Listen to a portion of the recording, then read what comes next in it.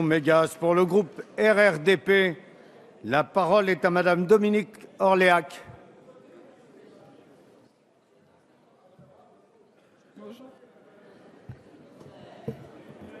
Merci Monsieur le Président, Mesdames les ministres, Madame la Présidente de la Commission des affaires sociales, Mesdames, Messieurs les rapporteurs, mes chers collègues. Tout d'abord, le groupe des radicaux de gauche et apparentés apprécie d'avoir été entendu en ce qui concerne la politique familiale.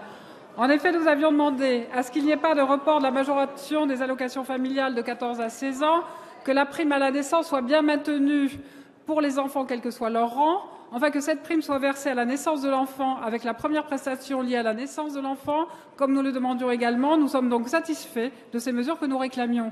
C'est donc conformément à la demande du président de notre groupe et d'autres députés que le gouvernement, par la voix de Madame la secrétaire d'État Laurence Rossignol lors des débats, que finalement le gouvernement a renoncé à toutes les mesures que nous estimions pénalisantes pour les familles et nous saluons l'écoute attentive du gouvernement à ce sujet.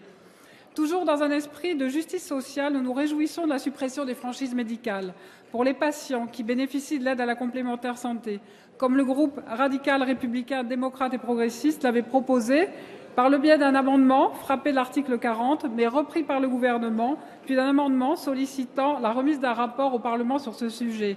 Nous nous félicitons que ces propositions aient reçu un écho favorable, permettant ainsi de jeter les bases d'un débat.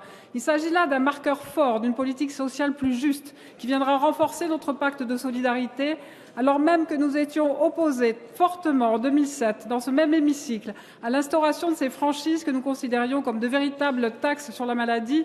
Rappelons que cette mesure, prise sous le gouvernement Fillon, a constitué une attaque très sérieuse de notre système de solidarité, prévoyant que les malades eux-mêmes financent leur protection sociale, et nous nous réjouissons qu'un gouvernement de gauche fasse le choix politique de revenir dessus, en tout cas pour partie. Concernant le médicament, nous sommes partisans d'une industrie française de médicaments performante, s'appuyant sur notre marché intérieur pour améliorer l'emploi, la recherche en liaison avec la recherche publique, l'obtention de brevets français que nous perdons d'année en année et l'amélioration de l'exportation. Nous avons insisté sur plusieurs points précis concernant notamment l'article 10 relatif aux critères de répartition de la clause de sauvegarde entre les laboratoires pharmaceutiques. Pour la majorité de notre groupe, il paraissait normal, suite à la politique menée par le gouvernement et souhaitée sur les bancs de l'Assemblée, que ce soit les laboratoires pharmaceutiques qui ont le plus contribué au dépassement prévu par les pouvoirs publics du fait de la progression de leurs chiffres, que ce soit les plus mis à contribution dans la clause de sauvegarde. Nous sommes donc satisfaits que notre proposition ait été adoptée. Pour nous, radicaux de gauche, une politique de santé ne se limite pas à la gestion de crise sanitaire et à la surveillance des dépenses en ajoutant taxe sur taxe, comme notamment pour la 3e année consécutive concernant l'industrie pharmaceutique. Nous devons faire preuve de courage afin de nous diriger vers une refondation nouvelle, puisque les paramètres classiques de la santé ont changé. Votre stratégie nationale de santé est une première pierre à cet édifice, Madame la Ministre, édifice qui reste à construire et nous attendons avec impatience de pouvoir débattre de la future loi santé au sein de notre hémicycle. Nous avons également insisté sur les points relatifs à la santé contenus dans l'article 33, afin de permettre, dans le cadre d'une convention, des partenariats renforcés avec les associations investies sur le champ de la prévention et du dépistage, mais aussi pour permettre des synergies autour de l'accompagnement et de l'orientation dans le soin.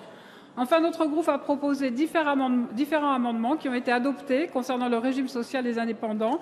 Ils ont permis de renforcer les sanctions pénales déjà existantes concernant des mouvements et des personnes appelant à se désaffilier de la sécurité sociale, afin de lutter contre ces mouvements désireux de mettre en cause l'universalité de notre sécurité sociale. Et nous avons également proposé de simplifier les règles d'affiliation des travailleurs indépendants. Concernant la modulation des allocations familiales, notre groupe est partagé sur ce point. Certains d'entre nous estiment que cela remet en cause le principe des allocations universelles. Comme nous avons pu le dire lors de la discussion générale de ce texte, si le débat est ouvert, veillons en revanche à ne pas confondre politique familiale et politique sociale et à ce que la mise sous condition de ressources de certains revenus de transfert n'ouvre pas la voie à d'autres champs d'application. Mais parce que ce texte comporte de bonnes mesures, parce qu'il permettra notamment la suppression des franchises médicales pour 1 million de Français qui sont en dessous du seuil de pauvreté, l'instauration du tiers payant pour les Français les plus modestes, parce qu'il facilitera l'installation de médecins spécialistes dans les déserts médicaux, le dépistage facilité des personnes qui sont porteuses du sida, parce qu'il garantira l'accès aux médicaments innovants les députés du groupe des radicaux de gauche et apparentés voteront en première lecture à la quasi-unanimité ce PLFSS pour 2015. Je vous remercie. Merci. Je fais annoncer le scrutin